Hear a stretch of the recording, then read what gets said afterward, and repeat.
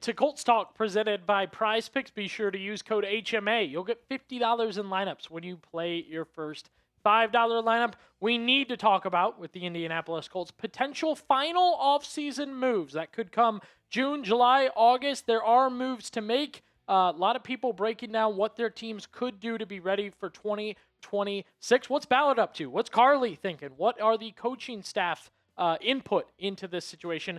What we're going to go over today, ESPN's final move suggestion and thoughts.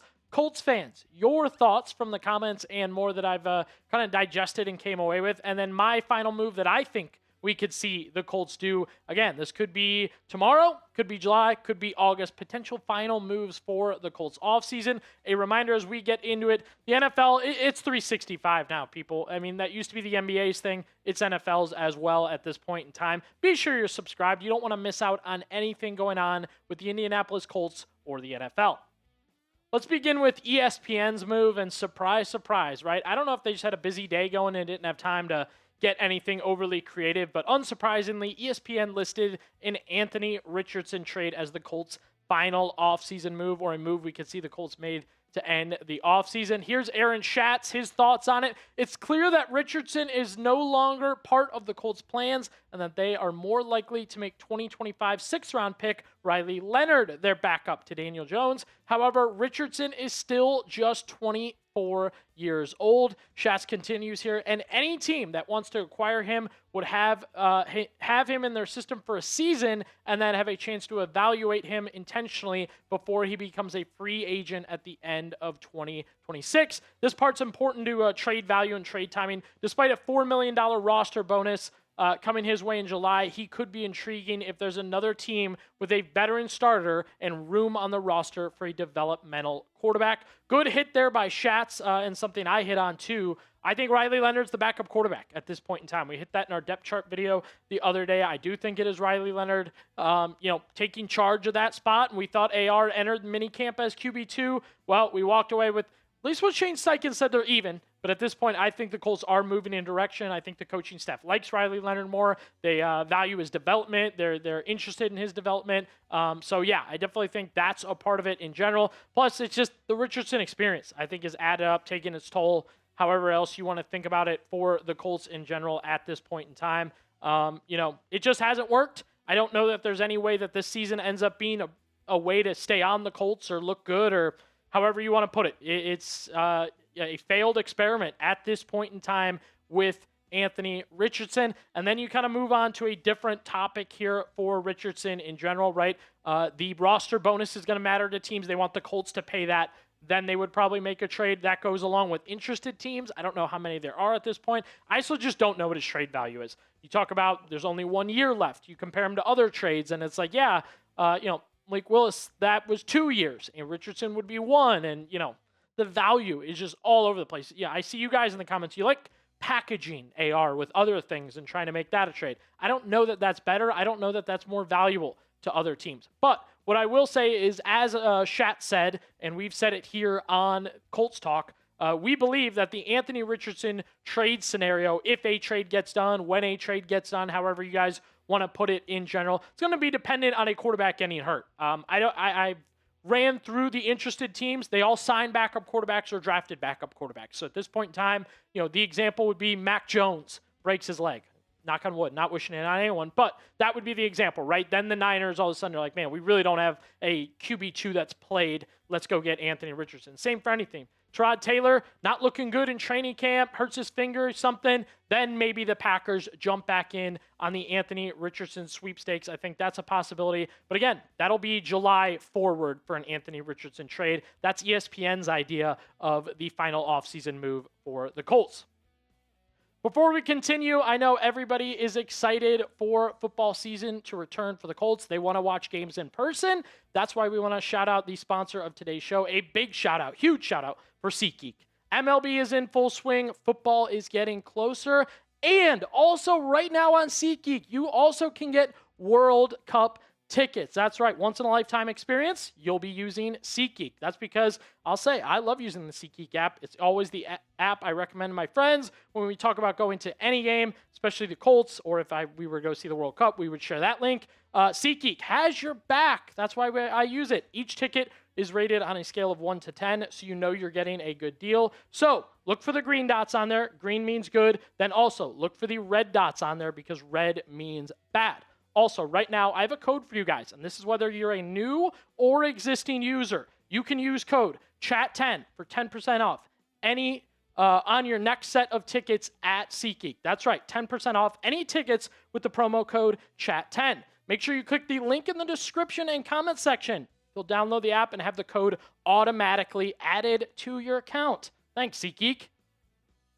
All right, here's a final offseason move for the Indianapolis Colts that I think the fans want to see. And this is from your guys' comments, which I read all the time. I see what you guys think about players. I want to read what you guys have to say about the show. So as far as what you want the Colts to do, hey, you can get down in the comment section and let me know if I'm wrong on this one. But I see you guys naming names constantly that you want on the Colts. So I think a big free agent's there. Name a player you want the Indianapolis Colts to sign or add to the roster. Maybe that's a trade. Give me a name down in the comment section below. Let's start with Joey Bosa. I'm going big name. That's right. And I think big name free agent is what you guys want added to this roster. You've had your jumps with an Arden Key and a Michael Clemens, right? They've added at the position. Bleacher Report also talking about the Colts offseason plans and possible moves here. Brent Zableski, here's what he had to say. As the offseason continues, the Colts accomplish most of their primary goals except for adding a legitimate presence off the edge. He continues, after missing out on Trey Hendrickson, GM Chris Ballard quickly pivoted to signing Arden Key and Michael Clemens. However, the addition of a Joey Bosa or Jadeveon Clowney can provide much needed help. We have talked about these two names plenty as possible additions for the Indianapolis Colts. Really, Clowney, we may not have given enough love to. We may not have talked enough about Jadeveon Clowney. He had a really good 2025. He continues the theme of just when it looks like his career, whatever is over, he jumps back in and does really good things in general. I'm a Bosa fan. It's both the Ohio State fan in me and also kind of goes along with the fact that finally played 15 games. He's been healthier than normal. Forced fumbles isn't impressive. He's got after the quarterback a little bit. And again, either guy, kind of like Zableski said, you already made a lot of additions at edge rusher, right? You're expecting Latu to get involved a little bit more. JT is a guy that's going to have to step up a little bit. Then you throw one more name in that mix, and it's like, all right, if it's a bad season for Clowney or Bosa, you still have the other guys. And if it's a great season, Ballard and company are going to look like geniuses by that final edition of the offseason.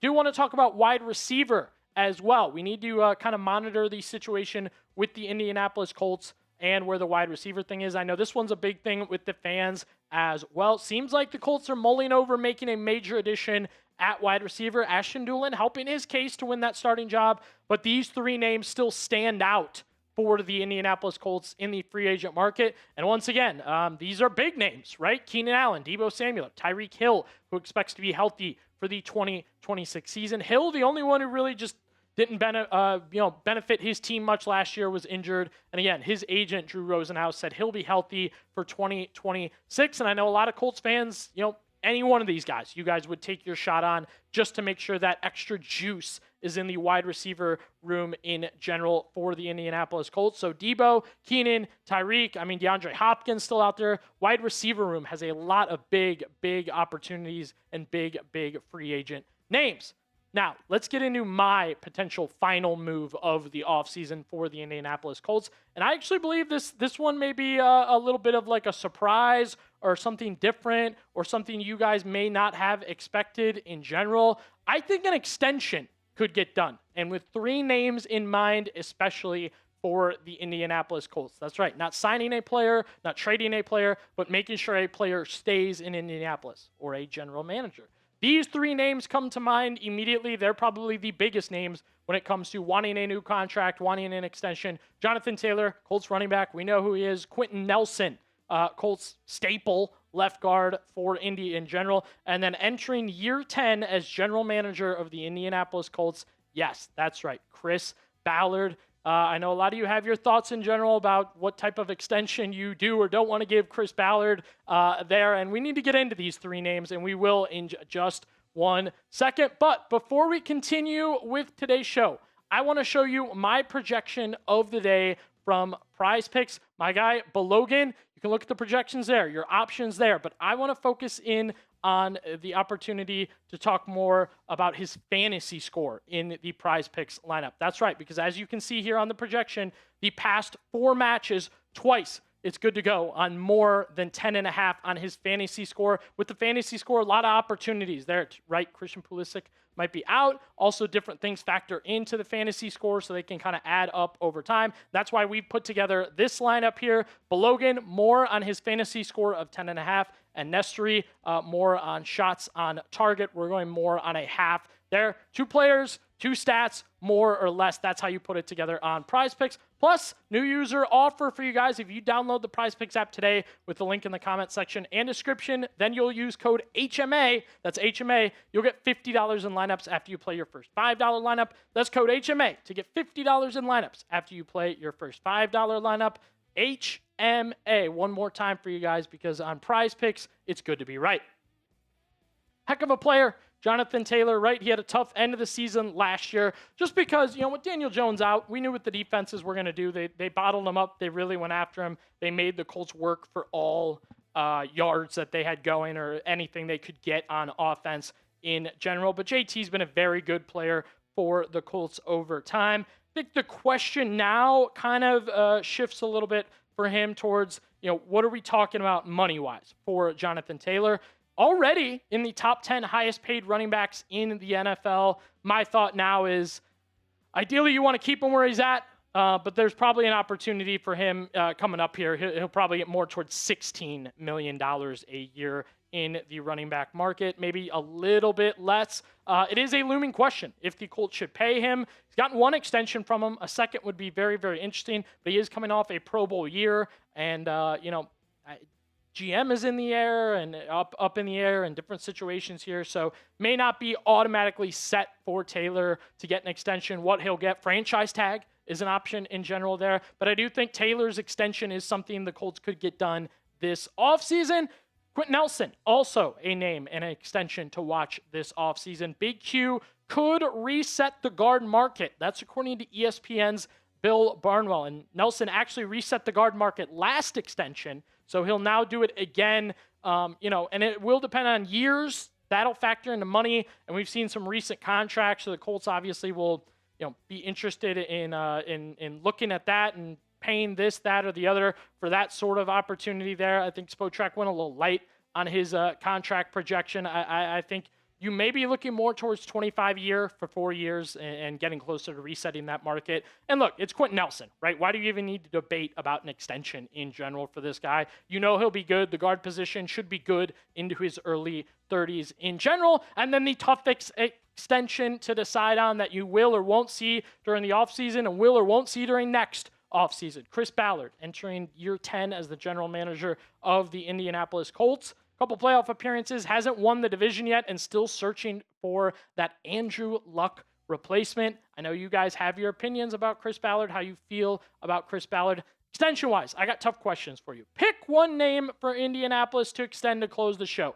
Type 1 for Jonathan Taylor, 2 for Quenton Nelson, or if you want Ballard back, type your 3s. Let us know down below.